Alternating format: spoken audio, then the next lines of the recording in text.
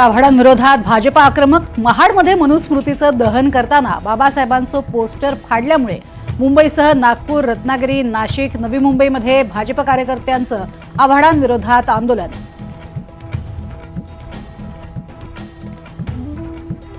राज्यात येत्या 48 तासात आचारसंहिता शिथिल होण्याची शक्यता। निवडणूक आयोग दुष्काळ सदृश परिस्थितीच्या पार्श्वभूमीवर मोठा निर्णय घेण्याची शक्यता।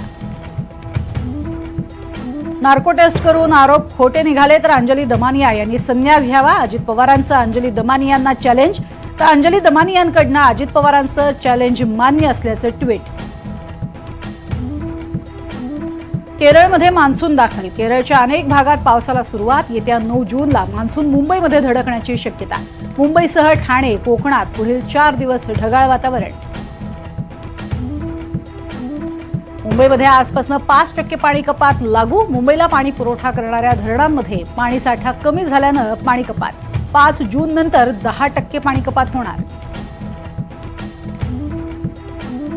मुंबईमध्ये उद्यापासून 3 दिवस महा मेगा ब्लॉक। 930 लोकल फेऱ्या रद्द, तर लांब पल्ल्याच्या 73 गाड्याही रद्द। सेंट्रल हार्बर लाईनला फटका।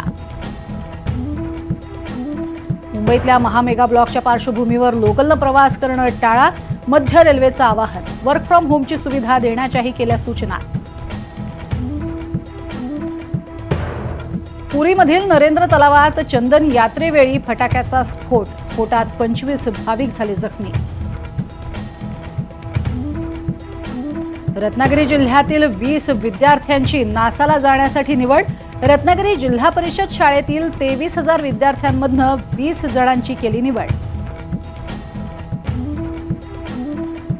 ग्रँडमास्टर प्रज्ञानंदची आणखी एक ऐतिहासिक कामगिरी। वर्ल्ड नंबर 1 मॅग्नस कार्लसनला पराभवाची चारली धूळ।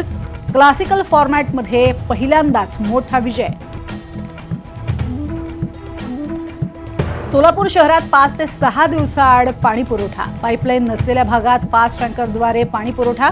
टँकरचं पाणीही नागरिकांना पुरेना। पाण्यासाठी नागरिकांची भटकंती।